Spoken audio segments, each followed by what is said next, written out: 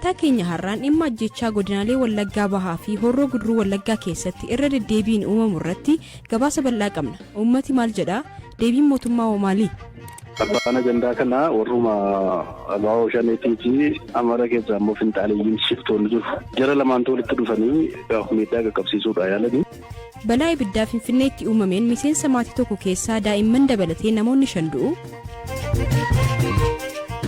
Akkasumas odeessaalee addunyaa gaggabaaboo qixeeffannee isin biraan geenya hanga xumuraatti nu waliin tura.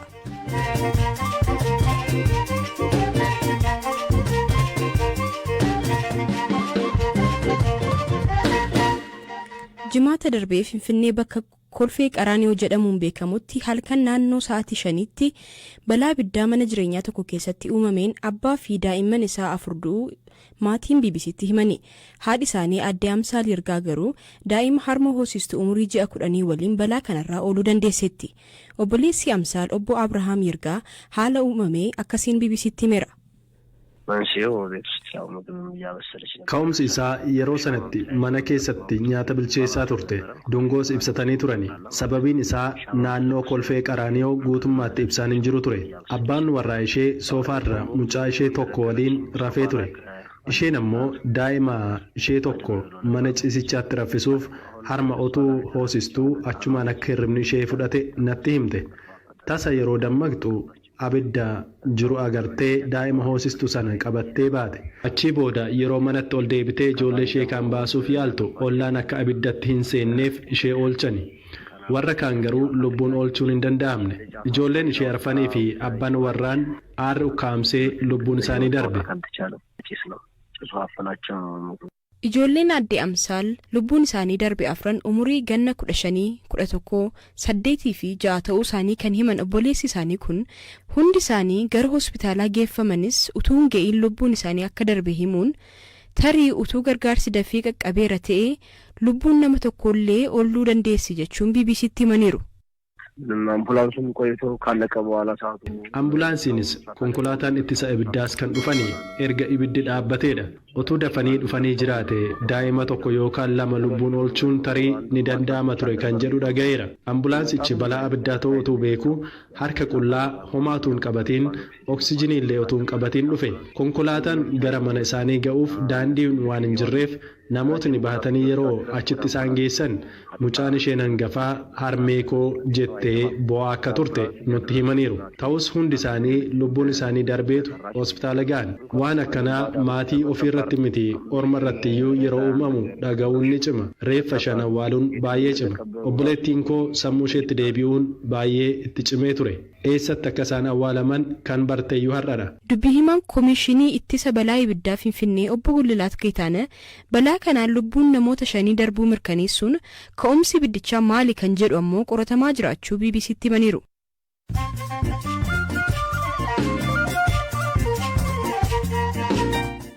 Dhaggeeffattoota keenya amma odeessaalee gaggabaaboon isin biraan ga'a. Namoota waraanaan miidhaman deebisanii dhaabuuf Itoophiyaan birrii biliyoona 5 ramaddeetti. Lammiilee kaaba biyyattiitti sababii waraanaatiin buqqaafaman deebisanii dhaabuudhaaf baajanni dabalataa birriin biliyoona 5 ramaduu ministeera maallaqaatu beeksise. Manni murtii sadarkaa jalqabaa poolisiin gaazexeessituu Ma'aazaa Mahammad dhaddachatti akka deebisuuf yeroo lammataaf ajaje. Gaazexeessituun kun hojjettoota miidiyaa tibba kana labsii koomaandii poostii wal qabatee to'annoo jala oolan keessaa ishee tokkodha. Dubartoonni Afgaan eegdota malee Dubartoonni Afgaan eegdota dhiiraa malee daandii dheeraa akka hin imalleef Taalibaan qajeelfama dilbata baaseen ajaje. Kanaan dura Taalibaan ajaja baaseen manneen barnootaa sadarkaa lammaffaa hedduun barattoota shamarranii fudhachuu didanii dubartoonni hedduus hojiirraa ari'atamaniiru. Mootummaan Firaansii imaamni dubbii jihaadii deeggaruu dubbate jechuun masjiida guddichaa kutaa kaaba biyyattii Ooyisii magaalaa Beevuwaa keessatti argamu cufte. Aangaa'onni akka jedhanitti masjiidi guddaan kun ji'oota 6 dhufaniif cufaa ta'ee tura. Odeessaaleen gaggabaaboo har'aaf qixxeeffanne kanuma.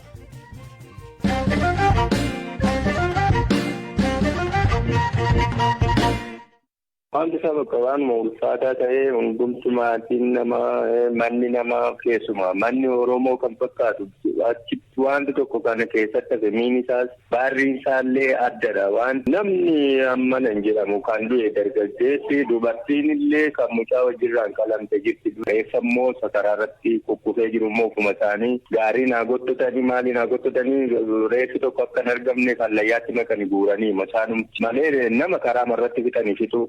Isaanii akkuma jirutti Amaaronni sun ijoollee waggaa 12 kan taate meeshaa gajaraanii eeboo nafee kilaashii bakka hunduma isaanii baadhattee deemu. Kana kan dubbate nama godina Wallaggaa ba'aa aanaa giddaa bakka Alii jedhamurraa maatii isaa waliin baqatee angar guutee jiru guyyoota dura dubbisnedha. Aanaalee Wallaggaa ba'aa keessaa Kiiramuu fi Giddaa bakka garaagaraa keessatti uummanni hidhattoota Amaaraatiin namoonni ajjeefamaa jiraachuu fi qabeenyi barbadaa'uu akkasumas saamamuu irra deddeebiin himachaa jiru. Guyyaa kaleessaallee yoo xiqqaate namoonni 12 humnoota Amaaraan ajjeefamuu isaanii maatii fi dhalattoonni aanaa Kiiramuu BBC'tti himaniiru. Jiraattota ganda angar guutee BBC'n kanaan dura dubbise keessaa tokko rakkoon kun babal'achaa fi hammaachaa dhufuu isaa himeera. Kiiramuraallee turameera gara haroo kanaa namni baay'een buqqa'eera inni kaanis du'eera nama baay'eedha kan rakkina keessa jiru gara amurutti illee achi kaasee gara booqaatti horiin namaas qabeenyi namaas manca'ee innis biyyarraa buqqa'ee dhumeera. Kan keenya immoo naannoo ganda andoo dadichoo gootii adii kan jedhamu tokko jirti. Maatiin kan koo obboleessi koo goddaameera. Soddaan koo goddaameera. Obbolaan koo durbaa obbolaan koo dhiiraa affanamanii laga jiru. Namoota 250 ol kan ta'e aggatamanii jiru. Naannoon andoo dadichoo buqqa'aa jira gara Naqqamteetti. Aliin akkuma jirutti affanamee jiran jiru siin kaanis garaagara babbadeera. Inni kaan immoo dhumeera bakka maatii tokko keessaatiin nam 5 nam 6 nama 7 kan dhume jira. Hidhattoota Amaaraadha bakka eenyudha kan jiru sun qaba mootummaan Somaalee. Amma nam jedhan Xaqilaallaan achi namni jira kan hidhate qaamni seerri hin beeknedha. Warra Dooroos isaan godhan achuma walitti dirmatanii godhu karaan cufamee mishigiin qotameedha. Kaanillee warruma qaama mootummaa jedhamutti illee dheengadda kan godhanii tokkosanii maammalee warra kaan immoo Oromoon immoo yoo hidhattes boorri 5 hidhattee irraa fuudhamti wanti hin jiru. Akka isaanii silxanaan sanaxanamaa jiru as keessatti silxanaan kan laatamaa jiru waddee garaagaraatti. Akkuma kana godina Horroo Guduruu Wallaggaa aanaa Jaartee Jaardagaa keessattis himannaa wal fakkaataatu irra deddeebiin dhaga'amaa jira. Namni abbaan isaa fi firoonni isaa hidhattoota Amaaraa jedhaniin jala ajjeefamuu dubbatus akkamitti qe'ee maatii isaa ganda Arbuu Nagaasoo jedhamu dhufanii badii akka raawwatan akka kanaan dubbata. Achi ol mana gurgubaa dhufanii qe'ee isaanii jiru namni baqatee intini jedheera kan namni buqqa'eera. Isaan immoo qe'ee keenya dhiisnee sadhanna jedhanii homaas nun godhanii maal gooneerra waan jedhu amantii maan ta'anii yeroo dhufan garuu waan garaa isaanis laafannatti hin fakkaatu. Balbaluma isaarratti rasaasaan rukkutanii ajjeesu. Warri kaanis maatiin firootumadha. Mucaa wasiila keenya immoo fudhatanii deemanii jedhanii ammayyuu lafanni ga'ee hin du'ee fi injiraa lubbuun isaa hin beekamu.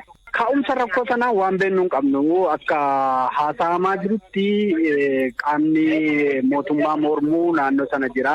Uummata Amaaraa naannoo sana jiraatu immoo isaanii miidhaniiru siin keessa jiraataniiti nu miidhanii kan jedhu uummanni Amaaraa suni aarii qaban walirratti haaloo wal ba'uu wayiitu jira.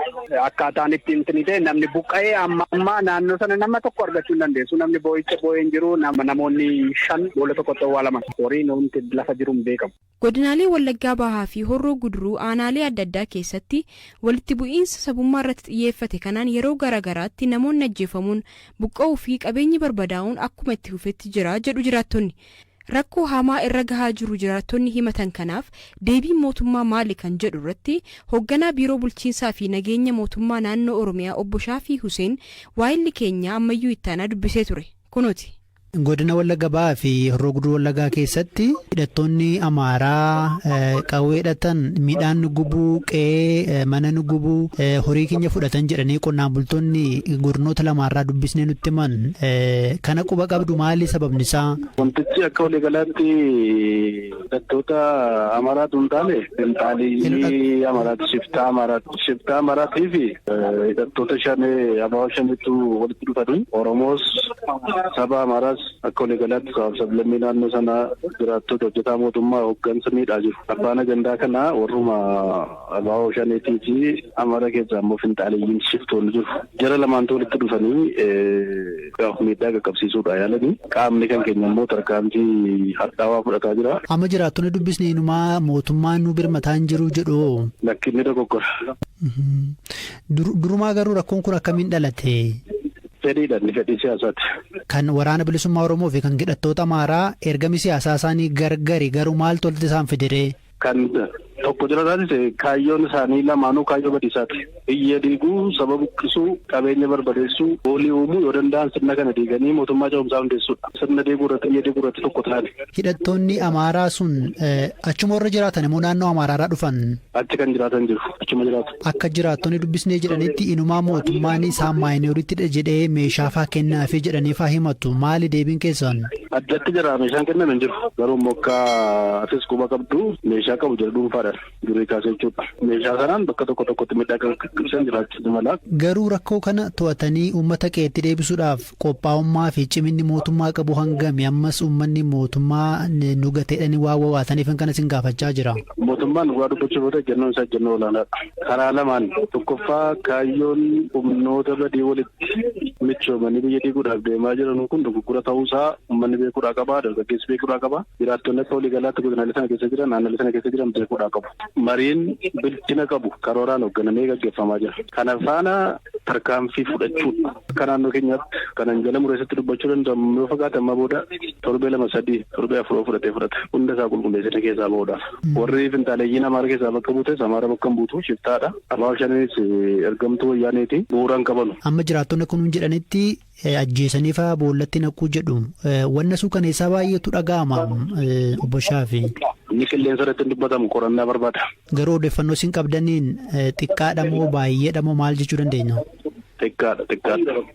Obbo Shaafii Huseen rakkoon hawaasaa godinaalee kanarra gahaa jiru xiqqaadha haa jedhan malee jiraattonni garuu irra deddeebiin gargaarsa gaafannus homaa birmannaa fi eegumsi nageenyaa mootummaa irraa argannu hin jiru jechuun komii qaban akkanaan ibsaniiru. Naannoo sana keessatti uummanni dhaqee amma aanaa irratti gaafa namni dhaqeetu himatutti naannoo sana keessatti isaan ofii isaaniiti uummata nagaa uummataa eeguu hin dandeenye. Nuti ofii keenyaafuu ni sodaanna. Humni hidhateetu achi keessa socho'u ni jira. Inni isinirraati haa dhorku jedhaniitu uummanni yoo dhaqeetu miidhamee hiyyatu uummataaf deebiin deebisan. Iyya uummataatiif hin birmatanii achi ta'aniitu isaan kan uummanni amma mufateetu jiru nuti tika hin qabnu qaama itti himannu hin qabnu kan jedhe. Uummanni arra walitti kan du'a walii dhaquutu dadhabeetu jiru. Warra mandara sanaa ta'uu waale maleetu nulleetu dhannee awwaaluu hin dandeenya adeemsa sa'aatii 2 irratti.